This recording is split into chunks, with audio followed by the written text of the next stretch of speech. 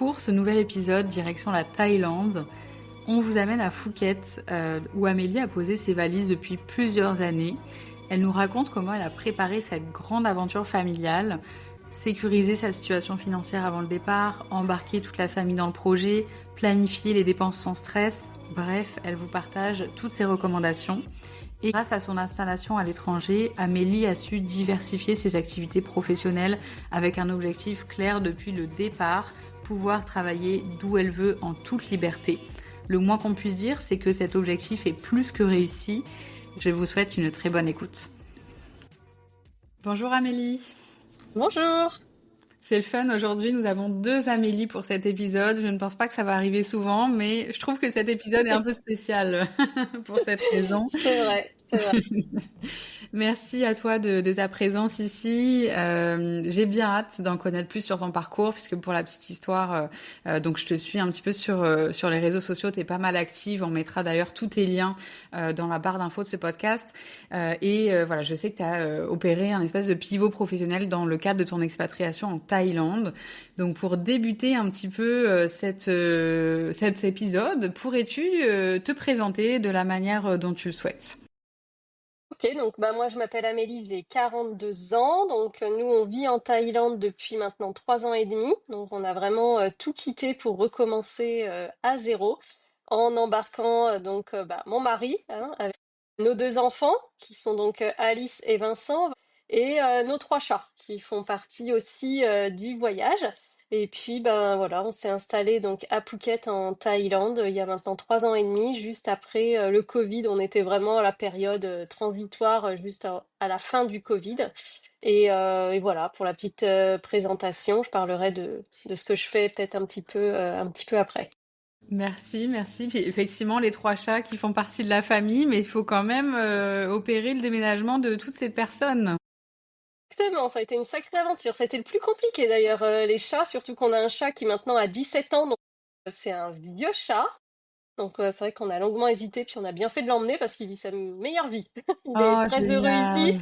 Ouais, ouais, au top. Mais on avait des chats, voilà, c'est pas des jeunes chats. Nous, ils ont 10, 13 et 17 ans, donc c'est des chats quand même qu'on appelle seniors. Donc nickel, voilà. Ah bah tant mieux, tant mieux. Puis justement, tu m'as fait toi aussi une belle transition. Donc tu parlais du Covid, donc c'était un peu le contexte avant ton départ. Est-ce que tu pourrais m'en dire un peu plus sur qu'est-ce qui a motivé finalement ce changement de vie quand même assez extrême là, que ce soit au niveau personnel ou professionnel? Alors nous, on a toujours été assez attirés par l'expatriation. C'est quelque chose qui nous faisait envie depuis à peu près 2015. On en parlait un petit peu, mais comme ça, comme je pense, on peut tous parler. Tiens, et si on allait vivre ici ou etc. C'était pas du tout calé sur la Thaïlande au début. Hein, on savait pas trop. On rêvait comme ci, comme ça.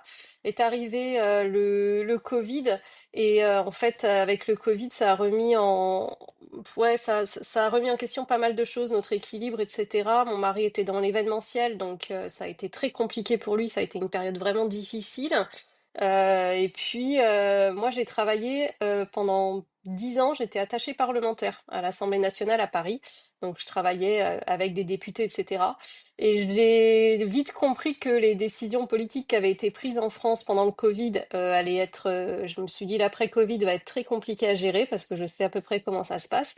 Et j'avais dit à mon mari, au moment des 2 premiers confinements, je lui ai dit, je pense qu'on devrait partir parce que l'après-Covid, je le sens pas. Je pense que ça va être compliqué. Je pense on devrait vraiment penser à autre chose pour nous et pour nos enfants. C'est vrai qu'on avait cette envie aussi d'offrir à nos enfants quelque chose d'autre. Je dis pas mieux, je dis juste différent parce que je critique pas complètement le pays dont je viens, hein. Je suis française et je le resterai. Donc voilà, je veux pas être critique envers mon pays, mais c'est vrai qu'il y avait pas mal de choses en lesquelles on se reconnaissait plus. Il y avait vraiment problème au niveau de certaines valeurs, problème de sécurité. On pensait à nos enfants qui grandissaient.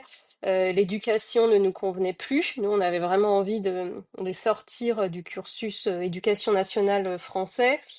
Le système de santé, enfin voilà, il y avait vraiment plein de choses qui ne nous convenaient plus. Encore une fois, c'est pas une critique, c'est notre ressenti à nous. On ne se sentait plus à notre place et on avait l'impression que ça n'évoluait pas du tout dans le bon sens. Donc, on avait envie de tenter autre chose. Voilà, on avait vraiment cette envie-là. Par contre, on avait vraiment l'envie de jouer le jeu à fond, donc c'est-à-dire qu'on avait vraiment l'intention de recommencer à zéro. Donc on a Ok. absolument tout vendu, on a absolument rien gardé et on a dit soit on le fait bien et complètement, soit on le fait pas. Donc on n'avait pas envie de garder notre maison, on n'avait pas envie de garder quoi que ce soit. Donc on est parti avec 4 valises en soute et 4 bagages à main. Et on est Waouh. arrivé, ouais, on est arrivé en Thaïlande voilà, avec, en recommençant complètement à zéro. Donc faut Ah, vous savoir que la êtes Thaïlande, courageux, hein. Parce que je veux dire, après autant de vies communes, c'est ouais, normal, on accumule, ah, c'est c'est dingue. c'était horrible. Franchement, c'était horrible. C'était la pire période, franchement, quand il a fallu se débarrasser de tout. On a tout vendu, on a tout donné et ça a été vraiment très long et on s'est dit plus jamais on accumule autant, on fera plus la même erreur. Après, on est parti sans vêtements, par exemple. On a dit les vêtements on rachètera sur place. On est parti vraiment. Pour ce nouvel épisode, direction la Thaïlande, on vous amène à Phuket, où Amélie a posé ses valises depuis plusieurs années. Elle nous raconte comment elle a préparé cette grande aventure familiale, sécuriser sa situation financière avant le départ, embarquer toute la famille dans le projet, planifier les dépenses sans stress. Bref, elle vous partage toutes ses recommandations. Et grâce à son installation à l'étranger, Amélie a su diversifier ses activités professionnelles avec un objectif clair depuis le départ, pouvoir travailler d'où elle veut en toute liberté. Le moins qu'on puisse dire, c'est que cet objectif est plus que réussi. Je vous souhaite une très bonne écoute. Bonjour Amélie. Bonjour! C'est le fun, aujourd'hui nous avons deux Amélie pour cet épisode. Je ne pense pas que ça va arriver souvent, mais je trouve que cet épisode est un peu spécial pour cette raison. C'est vrai, c'est vrai. Merci à toi de ta présence ici. J'ai bien hâte d'en connaître plus sur ton parcours, puisque pour la petite histoire, donc je te suis un petit peu sur les réseaux sociaux, tu es pas mal active. On mettra d'ailleurs tous tes liens dans la barre d'infos de ce podcast. Voilà, je sais que tu as opéré un espèce de pivot professionnel dans le cadre de ton expatriation en Thaïlande. Donc pour débuter un petit peu cet épisode, pourrais-tu te présenter de la manière dont tu le souhaites? Ok, donc bah moi je m'appelle Amélie, j'ai 42 ans. Donc nous on vit en Thaïlande depuis maintenant 3 ans et demi. Donc on a vraiment tout quitté pour recommencer à zéro en embarquant bah, mon mari hein, avec nos 2 enfants qui sont donc Alice et Vincent et nos 3 chats qui font partie aussi du voyage. Et puis ben voilà, on s'est installé donc à Phuket en Thaïlande il y a maintenant 3 ans et demi, juste après le Covid. On était vraiment à la période transitoire, juste à la fin du Covid. Et voilà, pour la petite présentation, je parlerai de ce que je fais peut-être un petit peu après. Merci, merci. Puis effectivement, les trois chats qui font partie de la famille, mais il faut quand même opérer le déménagement de toutes ces personnes. Exactement, ça a été une sacrée aventure. Ça a été le plus compliqué d'ailleurs, les chats, surtout qu'on a un chat qui maintenant a 17 ans, donc c'est un vieux chat. Donc c'est vrai qu'on a longuement hésité, puis on a bien fait de l'emmener parce qu'il vit sa meilleure vie. Il est Oh, très heureux ici. génial. Ouais, ouais, au top. Mais on avait des chats, voilà, c'est pas des jeunes chats. Nous, ils ont 10, 13 et 17 ans, donc c'est des chats quand même qu'on appelle seniors. Donc nickel, voilà. Ah bah tant mieux, tant mieux. Puis justement, tu m'as fait toi aussi une belle transition. Donc tu parlais du Covid, donc c'était un peu le contexte avant ton départ. Est-ce que tu pourrais m'en dire un peu plus sur qu'est-ce qui a motivé finalement ce changement de vie quand même assez extrême là, que ce soit au niveau personnel ou professionnel? Alors nous, on a toujours été assez attirés par l'expatriation. C'est quelque chose qui nous faisait envie depuis à peu près 2015. On en parlait un petit peu, mais comme ça, comme je pense, on peut tous parler. Tiens, et si on allait vivre ici ou etc. C'était pas du tout calé sur la Thaïlande au début. Hein, on savait pas trop. On rêvait comme ci, comme ça. Est arrivé le Covid et en fait, avec le Covid, ça a remis en ouais, ça a remis en question pas mal de choses, notre équilibre, etc. Mon mari était dans l'événementiel, donc ça a été très compliqué pour lui. Ça a été une période vraiment difficile. Et puis, moi, j'ai travaillé pendant 10 ans. J'étais attachée parlementaire à l'Assemblée nationale à Paris. Donc, je travaillais avec des députés, etc. Et j'ai vite compris que les décisions politiques qui avaient été prises en France pendant le Covid allaient être, je me suis dit, l'après-Covid va être très compliqué à gérer parce que je sais à peu près comment ça se passe.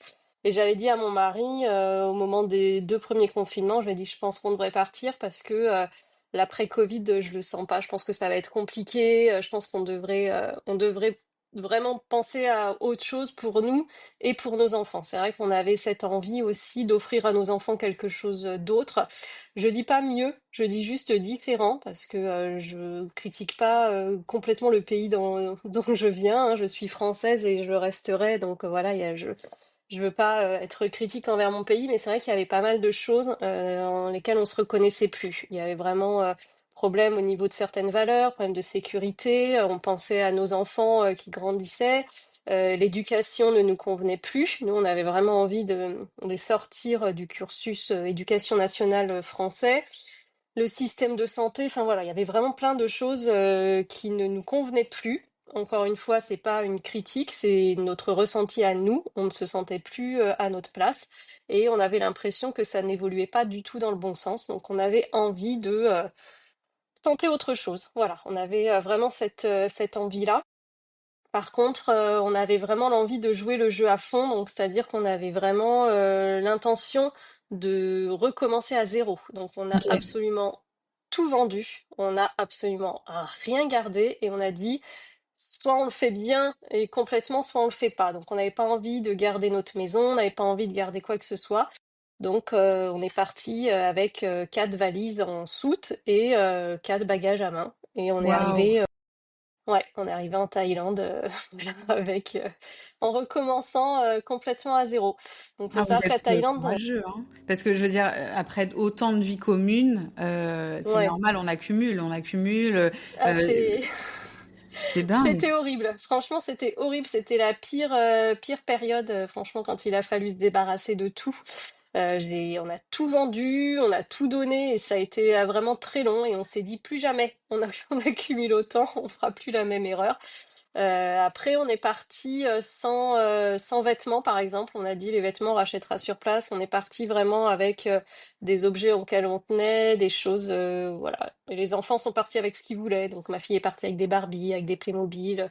Je les ai laissés prendre vraiment. Ils ont rempli leur valise comme ils le souhaitaient. Et voilà, on a fait le grand saut et on a dit on recommencera tout sur place. Et on regrette pas, hein, on a bien fait parce que nous on n'est pas très attachés au matériel. Après ça c'est encore une fois très personnel. Nous le matériel, voilà, à part mes albums photos, il n'y a rien vraiment auquel je tienne, donc ça n'a pas été plus difficile que ça de faire ce tri et ce grand saut. À Oui, parce que noter qu'on était vas-y, excuse-moi, je t'ai coupé.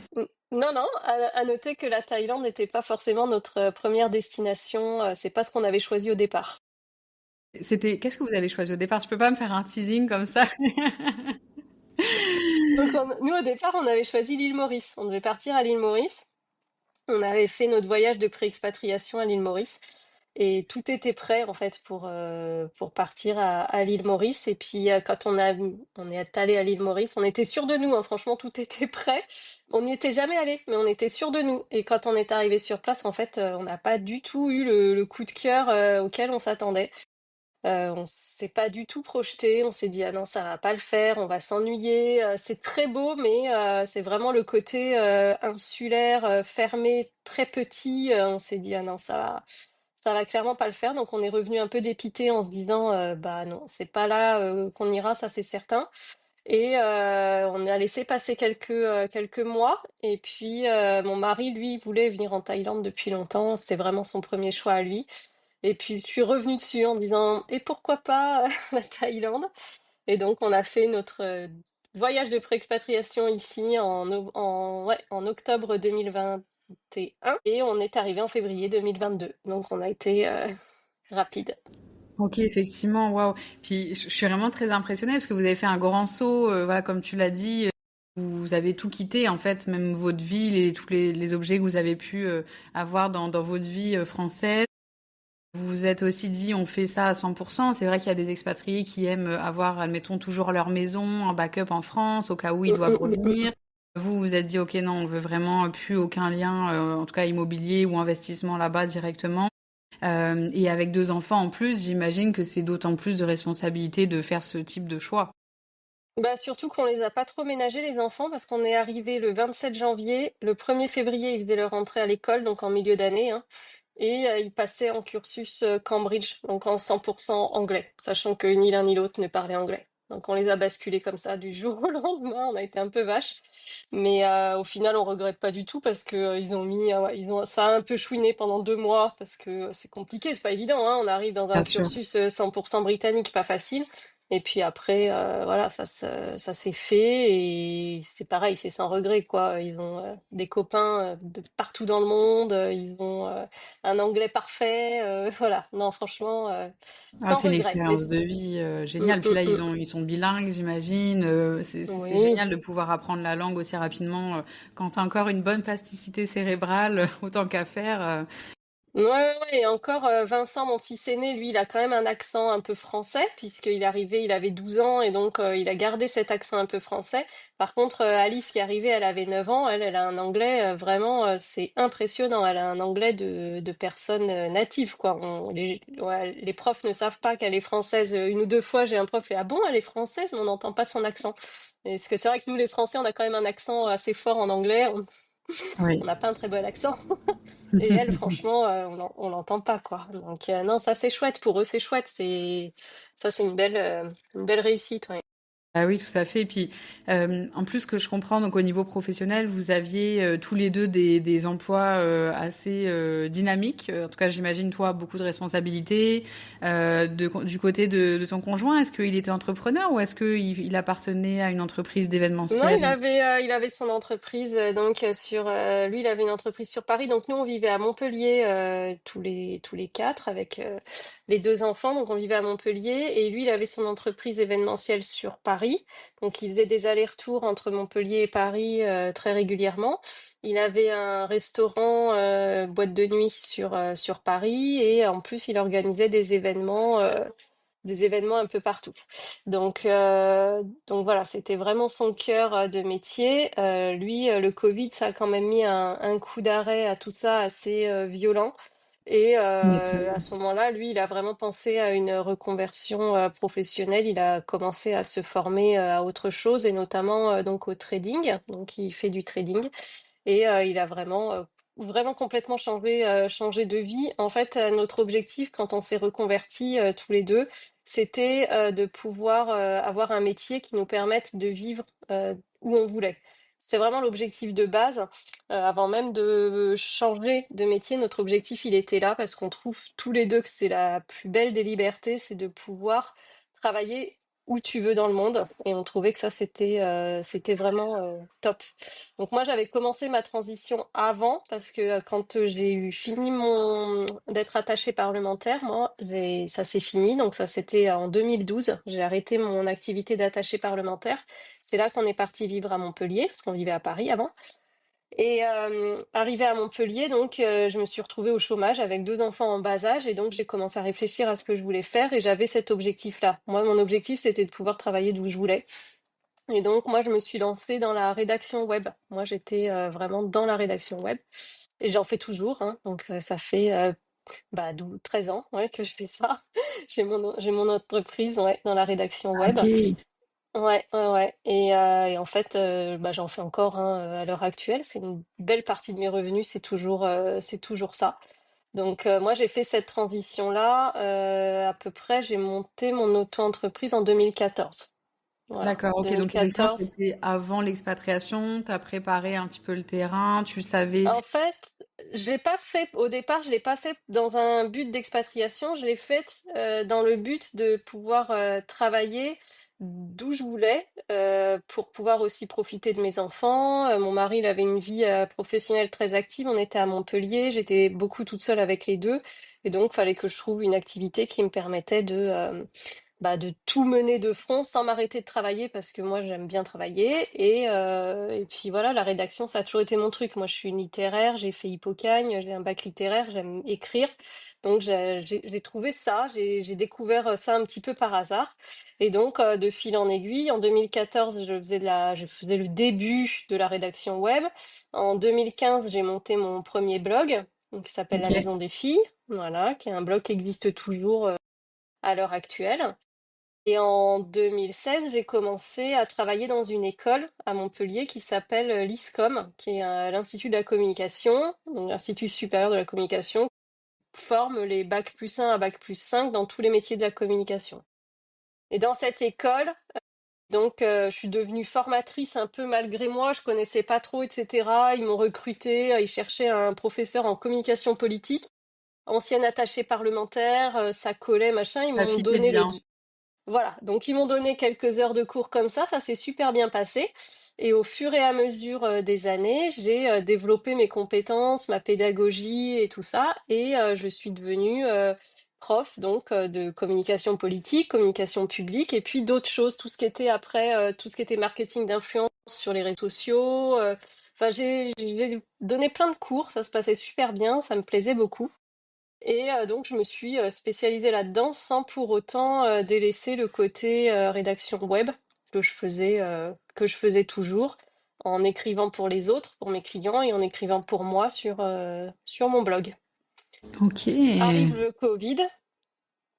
Le Covid met forcément un coup d'arrêt à mon activité aussi de prof, c'est-à-dire qu'on a fait un peu des cours à distance. Enfin voilà, c'était une période un peu bizarre.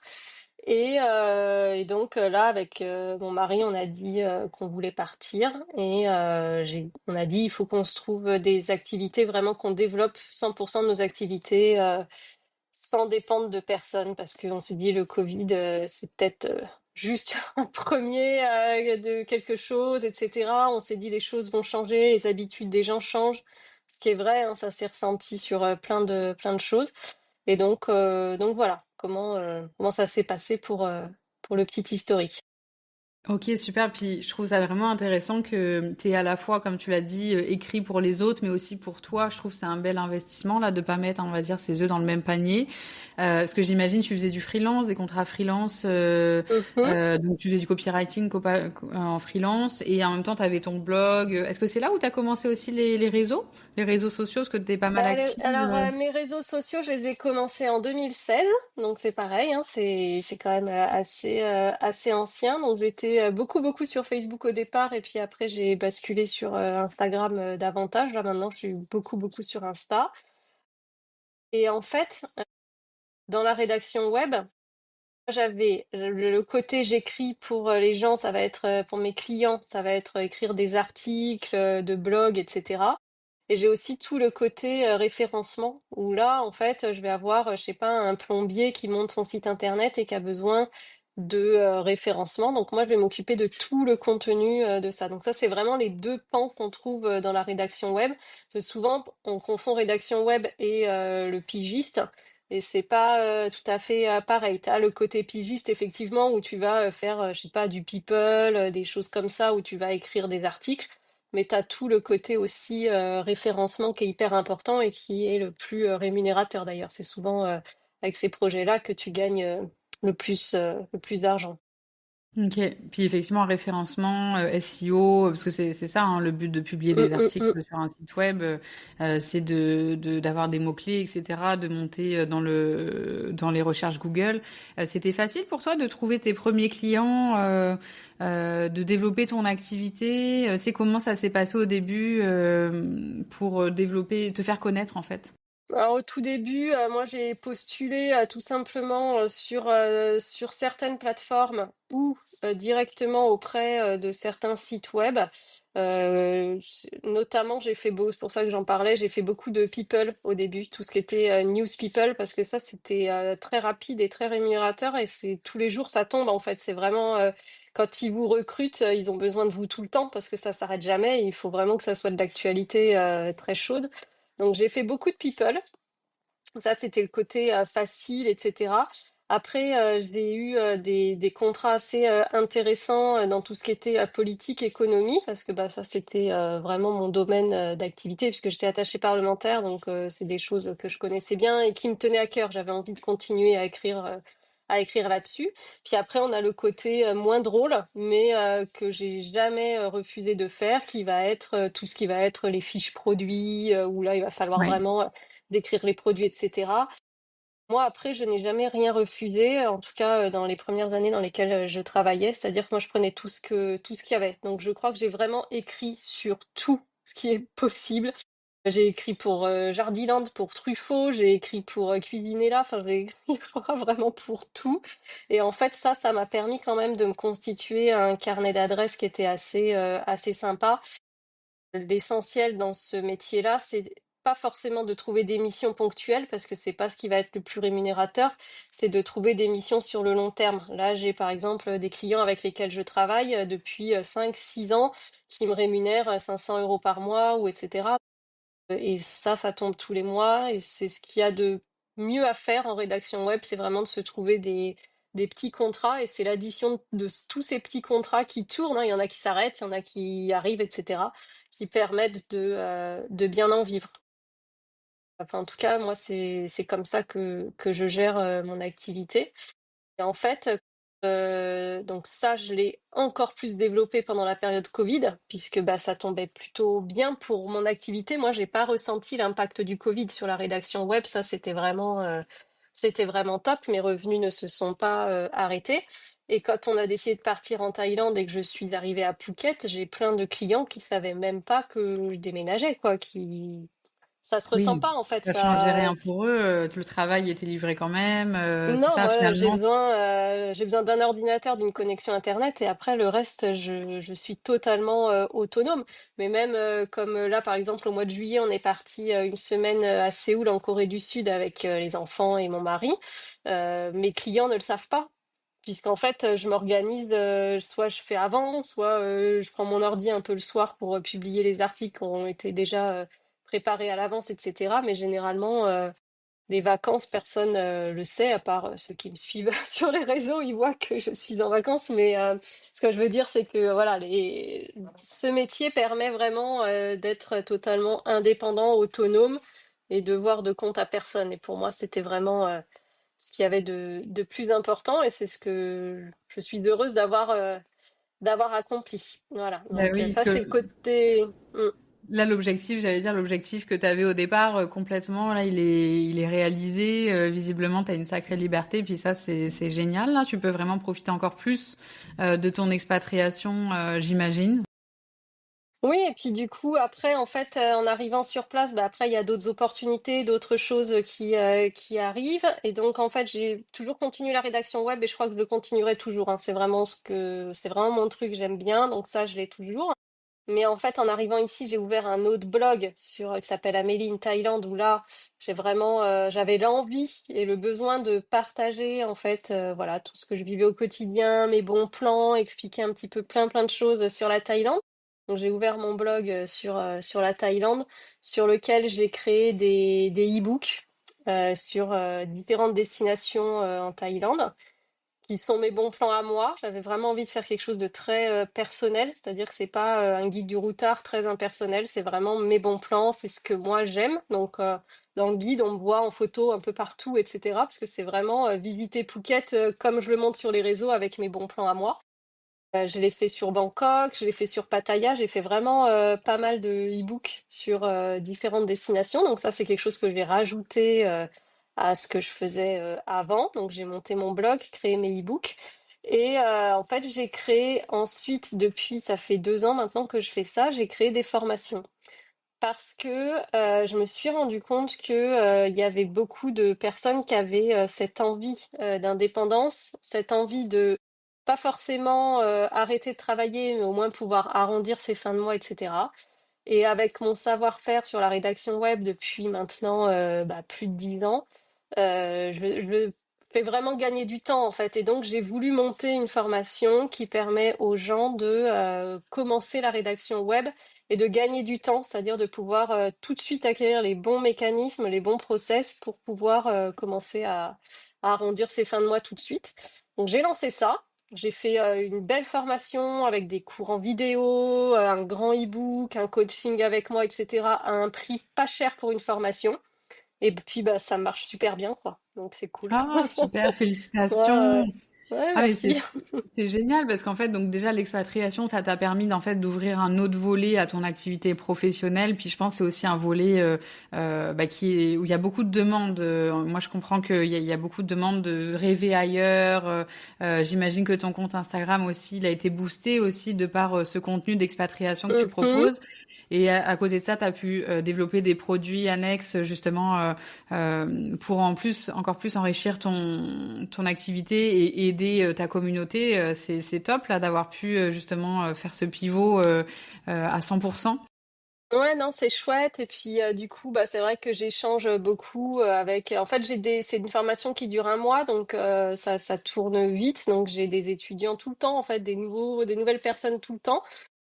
Bon, il y en a avec qui je suis moins proche, mais il y en a avec qui je suis super proche, et donc je les suis et je vois que ça marche et je vois que bah voilà, ils arrivent à au bout d'un mois, 2 mois, 3 mois, arrondir un peu leur fin de mois et ils persévèrent et c'est génial quoi. Moi, je suis trop contente pour eux parce que je me dis bah c'est chouette quoi. Je leur fais gagner du temps et je leur permets de gagner un peu d'argent et puis c'est voilà, c'est très sympa. Franchement, c'est quelque chose que j'ai lancé un peu comme ça. Ça m'a pris beaucoup de temps parce que moi, quand je fais quelque chose, je suis très exigeante avec moi-même, donc je voulais que ça soit nickel. Et franchement, j'ai vraiment que des retours positifs, quoi. Ça se passe bien. Donc du coup, voilà encore une nouvelle chose que j'ai À ton que j'ai actif. ajoutée. Voilà. Donc en fait, moi, je fais plein de choses. Voilà, je fais C'est génial. J'adore différentes ce type choses. de profil. Une vraie entrepreneur. Ouais, après, j'aime pas trop me définir comme ça, mais ouais, Tu te je suis définis comment? quelqu'un de travailleur. Moi, j'aime travailler, mais par contre, j'aime travailler quand j'ai un but bien particulier et voilà, tout ce que j'ai construit, de toute façon, je l'ai construit avec ce but de pouvoir travailler d'où je voulais. C'était vraiment ça, mon objectif principal, c'était de dire, je veux pouvoir voyager, je veux pouvoir gagner de l'argent, mais je veux pouvoir travailler où je veux, quand je veux. C'était vraiment mon objectif de vie. Et bah, pour l'instant, là, à l'heure actuelle, je pense que j'ai réussi, donc c'est cool. Ouais, ça te réussit plutôt pas mal, effectivement. Puis justement, par rapport aux réseaux sociaux, je serais vraiment curieuse à quel moment tes réseaux sociaux, ils ont aussi pris justement, à quel moment la communauté s'est développée, parce que tu es quand même pas mal suivi, tu partages beaucoup. Quel a été l'impact de l'expatriation sur ton contenu? Alors, moi, j'avais déjà donc une belle communauté avant la Thaïlande. J'avais déjà pas mal de gens qui me suivaient quand j'étais en France. Et j'avais une communauté très maman, puisqu'à ce moment-là, je partageais beaucoup mon quotidien avec mes enfants. C'est un moment où j'étais quand même assez isolée socialement parlant. J'étais à Montpellier, mon mari était souvent en déplacement, mes enfants en bas âge. Je travaillais chez moi, donc c'est vrai que je voyais pas grand monde et donc je partageais pas mal de choses sur les réseaux, sur mon quotidien de maman. Je partageais aussi sur mon blog, etc. Quand on a décidé donc de quitter la France et d'arriver à Phuket, j'avais quand même une grande partie de ma communauté qui m'a suivie. Et j'ai eu un petit moment de flottement entre ceux qui se reconnaissaient plus du tout dans la vie que je menais, parce que c'est vrai que pour le coup, ça changeait totalement. Donc, qui se sont désabonnés et des nouveaux qui sont arrivés. Donc pendant pas mal de mois, hein, ça a fait un peu, voilà, ça a fait un peu la bascule où je sais pas que je perdais des abonnés, mais j'en gagnais plus non plus et c'était vraiment à l'équilibre. Et à partir du moment où je me suis un petit peu plus positionnée sur expatriation, c'est-à-dire que oui, ça je l'ai pas dit, mais je fais aussi du conseil à l'expatriation, c'est-à-dire que les gens qui viennent s'installer en Thaïlande peuvent s'entretenir avec moi. On fait des appels téléphoniques et je les conseille en fait sur toujours dans cette optique de faire gagner du temps. Ça va être logement, santé, école, vraiment pour vraiment leur dire voilà, moi j'ai fait ces bêtises-là, faites pas les mêmes. Voilà, je leur fais gagner du temps. Je sais pas, le permis de conduire, voilà, toutes ces choses-là. Donc j'ai eu toutes ces personnes-là qui sont venues me trouver et là je me suis dit, il y a peut-être quelque chose à faire parce que j'ai beaucoup de gens qui me demandent des conseils sur l'expatriation. Le côté voyage, les gens qui venaient me voir, ouais, t'es à Phuket, il fait quel temps? Est-ce que ça c'est bien? Tu connais cet hôtel et tout ça. Donc je me suis dit, bah, je vais rebondir sur ces différentes choses pour proposer des nouveaux produits. Et c'est là que j'ai monté mon blog, mes e-books, mes appels expat, etc. Et après, voilà, non, ma communauté, elle grandit tranquillement. J'ai des belles interactions, des belles visibilités en story, ça marche bien. Et après, voilà, j'utilise Instagram pour pouvoir aussi placer de temps en temps tout ce que je propose et tout ce que je peux vendre, mais jamais à vocation publicitaire. Je sais pas si tu as vu un petit peu comment je fais, mais je donne quand même énormément d'informations gratuites. Je réponds toujours à ceux qui m'écrivent. Voilà, je suis pas, c'est pas 100% commercial, quoi. C'est vraiment du partage dans la bienveillance. Et puis après, évidemment, hein, je glisse par-ci par-là les produits que je propose, quoi. Bah oui, effectivement, c'est très humain. Puis est-ce que ce canal de communication-là, tu l'as aussi optimisé avec d'autres collaborations, d'autres marques, ou est-ce que tu veux vraiment juste le laisser pour toi, tes produits, puis t'as pas forcément la volonté de développer plus? Alors en France, je faisais pas mal de partenariats, notamment avec des produits de beauté, etc. Et puis là maintenant, non, c'est vraiment mes produits à moi que je valorise et que je mets en avant. Et la seule chose que je fais, c'est sur mon blog La Maison des Filles, donc mon blog le plus ancien, où là j'ai des articles avec des partenaires qui me payent pour publier des articles. Par contre, je refuse qu'ils rédigent à ma place, donc c'est toujours moi qui rédige les articles, puisque j'ai toujours été la seule à écrire dessus et ça changera pas. Il y a plus de 1800 articles dessus maintenant, donc voilà, il y en a un paquet quand même. Donc, du coup, je maîtrise tout ce qu'il y a sur mon blog, mais voilà, ça fait partie aussi de la manière dont je monétise, puisque moi, mon objectif de base, c'est de donner un maximum d'informations gratuites, mais d'avoir de la monétisation intelligente derrière. Donc, en fait, je tisse un petit peu ma toile d'araignée. Mais moi, il faut vraiment voir ma rémunération comme l'addition de plein de choses. Je vais avoir mes e-books, je vais avoir la rédaction web, ça reste quand même ma principale source de rémunération. Mais je vais avoir les articles sur mes blogs, je vais avoir mes formations, je vais avoir la rédaction web, je vais avoir mes e-books, les appels expats. Enfin, vraiment, j'ai l'addition de plein de petites choses qui fait que bah, je m'ennuie jamais parce que c'est pas du tout redondant et qui me permet donc de vivre ici, quoi. Bah oui, donc tu mets pas tes œufs dans le même panier, tu as diversifié tes revenus, ce qui permet aussi d'amoindrir le risque si jamais il y a le Covid ou je ne sais quel autre La élément externe, tu as diversification, plus de ouais. contrôle.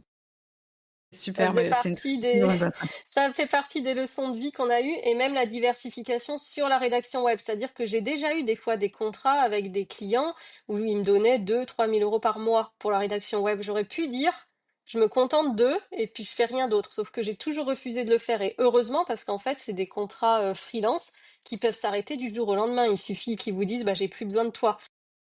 Si on n'a pas d'autre chose, eh ben, on peut vite se retrouver en galère. Alors, il y a des périodes un petit peu de transition, mais je ne me suis jamais retrouvée sans rien. Et ça, c'est vraiment très important. Et c'est ce que j'explique à tous mes étudiants. Même si vous avez un beau contrat qui vous semble sérieux, cherchez toujours des nouvelles missions, des nouvelles choses. Ne vous arrêtez jamais parce que ça peut très vite s'arrêter. Et après, bah, c'est compliqué, quoi. Bah oui, Donc, tout à ouais. fait. Ouais.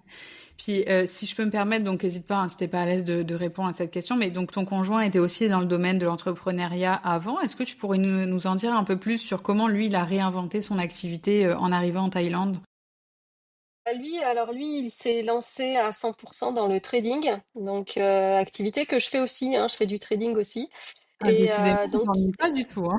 voilà, et donc Génial. il s'est lancé dans le trading depuis 5 ans maintenant, et il a fait la transition pour voilà, il ne fait que ça maintenant lui. Ok, donc ça a été Voilà, pareil, formations qui ont été opérées donc avant le départ, puis comme ça, une fois le départ ouais, exactement. prévu, c'était quand même plutôt stabilisé de son Ah côté, bah et vu alors qu'ils sont... ça c'est toujours ce que je dis hein, à ceux qui veulent s'expatrier, vos revenus, faut y penser avant de partir, hein. Faut Ouais, jamais se ouais. dire tiens on va arriver sur place et on verra. Non, ça c'est une très mauvaise idée. J'ai énormément de personnes autour de moi qui ont eu des échecs dans leur expatriation et qui ont dû repartir à cause de ça. parce qu'ils n'avaient pas préparé justement qu'est-ce qu'on va faire en Thaïlande, quoi. Parce que même si tu vends ta maison, même si tu as un peu d'argent de côté, etc., même si la vie est moins chère ici, c'est quand même, il y a quand même des frais, hein. C'est quand Bah même oui. une vie qui est chère parce qu'on vit pas à la Thaï. Ça, je le dis tout le temps. On peut dire ce qu'on veut et on vit pas comme les Thaïlandais. Donc on vit à l'européenne en Thaïlande. Alors oui, il y a des choses qui changent. On voit, il y a plein de, voilà, nous, je sais que par exemple, on n'a plus de voitures. En France, on courait après les belles voitures. Ici, on a nos deux petits scooters. Il y a plein de choses. On revoit à la baisse et c'est très bien. Et c'est des belles leçons de vie. Mais il faut pas se leurrer et se dire que vivre en Thaïlande, ça coûte rien. C'est absolument pas le cas. Et ça se prépare. Faut vraiment bien préparer le côté financier. Et il faut aussi, je vois beaucoup de gens qui étaient, je sais pas, il était commercial en France dans les voitures et puis il arrive ici, il veut ouvrir un restaurant parce qu'il se dit, ah, je vais ouvrir un petit restaurant de bord de plage et machin et tout, sauf qu'il y connaît rien en restauration et que le truc, au bout de 3 mois, c'est fini, quoi. Ça, tu l'as vu? T'as Ah vu ouais, des profils comme ça? Ah ouais, donc ah on ouais, entend ouais, ouais. souvent ça, mais c'est vrai que c'est difficile pour moi d'imaginer un tel désastre, hein, parce que je me dis, mais c'est affreux comme situation. Voilà, une famille qui déménage, qui investit de l'argent dans un nouveau business, mais même un restaurant, en fait, c'est une entreprise à gérer et une entreprise, bah, il y a toujours des défis et en plus de ça, il faut être familier parfois Et à puis certains rouages. travailler avec les Thaïlandais, c'est pas, enfin, je veux dire, c'est des gens que moi j'adore, hein, j'adore les Thaïs, je m'entends très bien avec eux, mais ils travaillent pas du tout comme nous. On a deux cultures différentes, on n'y peut rien, c'est comme ça, hein, Bah oui, je pense pas qu'il y ait un mieux ou un moins bien, mais juste on est différents, donc. Et c'est pas évident d'arriver ici, etc. Faut s'installer, faut trouver de l'argent, franchement, ça, c'est l'erreur à pas faire. C'est vraiment l'erreur à pas faire de se lancer, en se disant on verra sur place, quoi. Non. Il faut faire attention quand même parce que, comme je te dis, ça coûte quand même cher, hein. Notamment, moi, avec deux enfants, l'école, c'est une fortune, hein. Pas se mentir, c'est très cher. Ça me coûte 1 000 € par mois et par enfant. Donc, tu vois, faut quand même, voilà, rien que ça, déjà, même si t'as plein de choses sur lesquelles ça te coûte pas cher, ça, faut quand même les sortir tous les mois. effectivement. Donc, voilà, je pense que le côté financier, budget est hyper important et les rentrées financières, faut bien qu'elles soient, bah, qu'on sache où on va avant d'arriver ici, quoi. Ça, c'est vraiment Ouais. important. C'est le conseil que je donne à chaque fois. Et est-ce que toi, tu as été surprise par d'autres frais voilà, qui sont arrivés dans ton expatriation, dans ton arrivée? Est-ce qu'il y a des choses que tu n'avais pas prévues, justement, d'un point de vue financier? Alors nous, honnêtement, moi je suis quelqu'un de très rigoureux, donc j'avais mes petits tableaux Excel et j'ai pas fait beaucoup d'erreurs. J'avais vraiment pensé pas mal à tout, j'avais tout arrondi au-dessus, donc j'ai pas eu ce côté mauvaise surprise. Après, nous on a décidé d'acheter notre maison juste après le Covid et on a eu beaucoup de, j'aime pas le mot chance, mais bon, voilà, on a eu la bonne idée d'acheter à ce moment-là. Là, ça serait maintenant, le prix des locations est devenu quand même très très cher, donc les prix ont beaucoup augmenté. Donc c'est vrai que les budgets sont plus tout à fait les mêmes que quand nous on est arrivé en 2021. Mais dans les gros postes de dépenses, de toute façon, il y a tout ce qui va être santé, puisque ça c'est vraiment un gros poste de dépense et il faut vraiment pas jouer avec ça. Ça c'est pareil. On est très très bien soigné en Thaïlande à condition d'avoir une assurance. Et voilà, si t'as pas d'assurance, c'est très compliqué.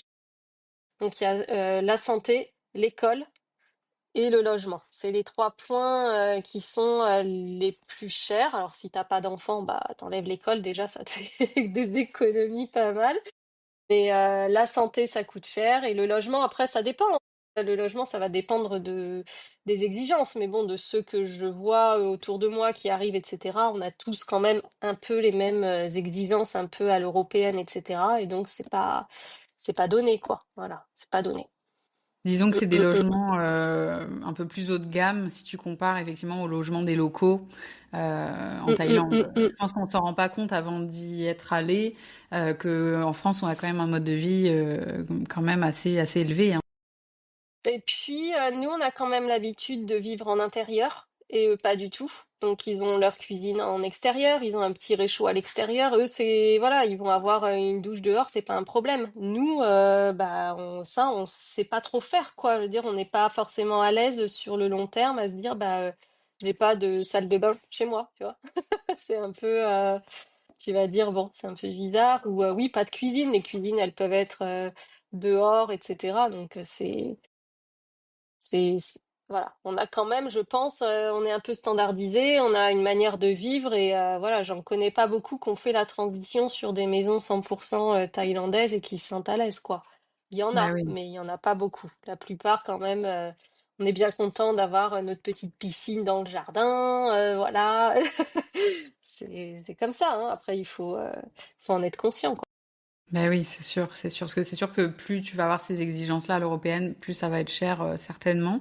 Puis, au niveau justement de l'écosystème qui existe en Thaïlande, est-ce que toi, direct, t'as connecté avec d'autres expats? Est-ce qu'il y a une communauté francophone assez présente ou pas tant? Alors moi j'avais envie avec l'expatriation de sortir un petit peu du côté français.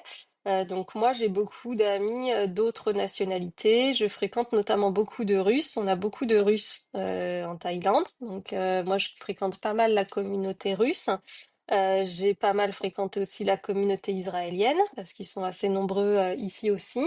Après, des Français, bien sûr, on en rencontre également, hein, mais c'est vrai que je ne suis pas dans les associations françaises, tous ces trucs-là, c'est pas pour ça en fait que j'ai choisi de m'expatrier. Et c'est vrai que moi, je suis toujours très heureuse et très curieuse de voilà pouvoir discuter avec des gens qui viennent du monde entier. Je trouve ça extraordinaire, donc c'est quelque chose qui me plaît beaucoup. Et l'école où sont mes enfants, il y a 49 nationalités différentes. Donc, il y a vraiment voilà, beaucoup de voilà, différentes nationalités, différents pays. Et mes enfants étant pas en école française, ils sont en école internationale. Donc, en fait, à Alice, pour son anniversaire, il y avait chinois, ukrainiens, russes, israéliens, brésiliens, etc., etc. Il y a vraiment de tout. Et donc, c'est vrai qu'après, on discute avec les mamans, puis les affinités se créent. Et voilà. Ma meilleure amie ici, maintenant, est russe. Voilà. Et pourtant, c'est Et pas... Ouais, c'est rigolo parce que c'est pas forcément la nationalité vers laquelle de prime abord je me serais tournée. Je sais pas que j'ai des a priori, mais bon, je sais pas, je serais pas allée comme ça naturellement en me disant tiens, je vais copiner avec une Russe, pas du tout. Et en fait, ça s'est fait naturellement. On est devenus très amis et voilà, comme quoi l'expatriation est pleine de belles surprises. Moi, c'est ce que j'aime. bah oui, effectivement. Puis si je te posais la question, c'est parce que je me demandais un petit peu au niveau professionnel, toi, est-ce que tu ressens que justement il y a bah, les personnes qui t'entourent en fait sont des personnes qui créent des projets, qui ont un peu cette même volonté que toi tu as de d'être stimulé par des choses, qui sont pas voilà juste salariés si je puis dire, non pas que j'ai quelque chose contre les salariés là, pas du tout, mais je trouve ça intéressant en fait que quand on va dans un pays, il y a toujours un impact de notre environnement sur aussi la façon dont on travaille, la façon dont on développe des choses. Est-ce que toi, tu as pu remarquer que ça a impacté un petit peu ces nouvelles idées que tu as mises en place? Il faut savoir que, alors oui, moi ici, bien sûr que voilà, j'impacte différentes personnes. Après, il faut savoir qu'en Thaïlande, travailler en Thaïlande, c'est compliqué. Il y a pas mal de métiers qui nous sont interdits. Il y a toute une liste en fait de métiers qui sont interdits aux étrangers, qui sont réservés que aux Thaïlandais. Donc ici, tu vois certaines personnes qui y travaillent, mais généralement ils montent des choses, des projets. Ça va être des restaurants, des choses comme ça. Mais sinon, c'est beaucoup de personnes qui sont à leur compte, quoi, qui travaillent en digital nomade. Enfin, C'est quels sont tes projets pour la suite? Je vois que tu développes pas mal de choses. Est-ce qu'il y a d'autres choses qui sont dans les tuyaux, si je puis dire? oui, bah après, moi, là, je vais lancer d'autres formations. J'en lance une là, sur comment monétiser son blog, parce que je trouve que c'est intéressant quand tu fais de la rédaction web, justement, souvent quand elles ont terminé, c'est principalement des femmes d'ailleurs qui suivent ma formation. Quand tu as fini la formation en rédaction web, après, c'est pas mal, je trouve, de capitaliser sur un blog. Donc, j'explique comment lancer un blog, etc. Donc, celle-ci, la formation est sortie il y a quelques mois. Et je fais également une formation sur tout ce qui est réseaux sociaux, dans l'objectif de permettre aux gens de se passer d'un community manager et d'apprendre à utiliser tes réseaux sociaux à bon escient dans un but bien particulier. Donc voilà. Voilà et puis après, bah, j'ai toujours, plein de projets, je suis toujours ouverte en fait. Moi, j'ai toujours plein d'idées donc on verra ce que l'année prochaine, me réserve. Mais bon, déjà, j'ai pas mal de choses, de front donc je vais essayer de tout continuer, correctement, de manière rigoureuse et puis, on verra où ça me mène. Super, puis en plus j'entends que vous êtes quand même bien stabilisé là en Thaïlande, que vous n'avez pas forcément l'intention là de d'envisager d'autres destinations, donc c'est bien aussi d'avoir trouvé finalement cette stabilité là. Oui, là, on est très bien, les enfants vont très bien, donc c'est vrai que c'est quand même un point qui est important. Donc là, ouais, on n'a pas l'intention de bouger. Pour l'instant, on est très bien ici, donc voilà, pas de projet de déménagement en tout cas pour l'instant. Trop bien, trop bien. Bon, bah, pour le mot de la fin, qu'est-ce que tu aurais aimé savoir, toi, en tant qu'expatrié, avant de partir? Là, si on peut justement aider nos auditeurs qui envisagent ce projet, qu'est-ce que toi, tu aurais aimé savoir? Je pense que le plus important, c'est vraiment que ce soit un projet familial. Quand on part avec quelqu'un, quand on part tout seul, c'est différent, mais quand on part avec quelqu'un ou avec des enfants, je pense vraiment qu'il faut que tout le monde participe activement au projet pour que ça soit une réussite. Pas que ce soit uniquement l'idée de quelqu'un qui va engager voilà tout le cheminement vers l'expatriation, mais vraiment que c'est un projet qui se construit, qui se mûrit. Faut pas se précipiter, faut faire les bons choix et bien tout poser à plat pour éviter d'avoir des mauvaises surprises. Parce que quand on arrive sur place, on est vraiment pris dans un mouvement assez. Franchement, ça s'arrête pas pendant plusieurs mois. Le visa, le permis de conduire, enfin ouvrir les comptes en banque, etc. C'est très prenant. Donc il vaut bien avoir tout posé sur papier avant tout ça. Voilà. Ok, Et si planification organisée. j'ai oublié de le dire, mais l'année dernière, j'ai fait paraître un livre qui s'appelle Amélie in Thaïlande, qui est disponible sur Amazon et sur la Fnac. Et à la fin du livre, il y a tout un guide justement sur l'expatriation pour aider à poser sur papier voilà, toutes ces choses-là. Donc voilà, j'avais oublié de dire que j'ai fait ça aussi. Ah bah super, bah, je mettrai le lien effectivement si ça peut en aider d'autres. Je trouve ça intéressant qu'à travers ton parcours, on a pu voir que toi, voilà, vous avez mis en place en amont pas mal de choses. Au niveau professionnel, vous avez sécurisé le tout. Vous aviez fait des pré-départs d'expatriation pour vérifier certaines destinations qui a été très utile dans votre cas. Une fois que les voyants étaient ouverts, vous vous êtes lancé à 100% en famille avec un engagement partagé. Je trouve ça génial. Toi, tu as fait participer justement tes enfants, on va dire, dans ce projet d'expatriation. Est-ce que des fois, tu as essayé aussi de leur laisser l'espace pour que Voilà. tout le monde soit engagé, comme tu dis? On leur a laissé prendre les décisions avec nous, c'est-à-dire qu'on a visité les maisons avec eux, on les a aidés à se projeter, on faisait le débrief ensemble. Alors, t'as aimé cette maison? Est-ce que tu t'y vois? Qu'est-ce que t'aimais? Qu'est-ce que t'aimais pas? L'école, pareil, on les a fait visiter. C'est eux qui se sont entretenus avec la direction de l'école. On les a laissés faire leur choix. S'ils avaient voulu faire cursus français, on les aurait pas obligés. On aurait dit, OK, on va peut-être faire la transition plus douce. C'est vraiment eux qui ont participé activement à l'expatriation et ça, c'était vraiment très important et ça participe à la réussite justement, au fait que ça se passe bien. Parce que souvent, quand les enfants se sentent pas bien, bah, les parents se sentent pas bien non plus et après, c'est pas évident. Bah oui, effectivement. Ok, bah effectivement, c'est de belles idées que tu nous partages. Merci pour ça. Avec plaisir.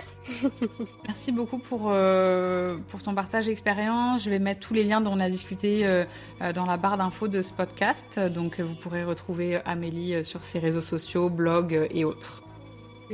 Merci beaucoup en tout cas d'avoir pris du temps pour moi et puis bah, j'espère avoir apporté des infos utiles. Avec plaisir. Bonne journée à toi. Merci beaucoup. À bientôt. Pour aller encore plus loin, n'hésitez pas à consulter notre site web, le lien est en barre d'infos. Tu y retrouveras de nombreuses offres d'emploi pour les professions médicales, paramédicales, spécifiquement dédiées aux personnes expatriées. Tu retrouveras de nombreuses informations sur l'équivalence de diplôme, l'immigration et tu retrouveras des offres exclusives de nos entreprises partenaires qui t'aident dans ton expatriation. Moi, c'est Amélie, je suis également expatriée, professionnelle de santé et j'aide les personnes comme toi dans ce processus de déménager notre vie professionnelle à l'étranger. N'hésite pas à me contacter via notre site web ou simplement en laissant un commentaire sous cet épisode si tu veux toi aussi être accompagné dans ce projet.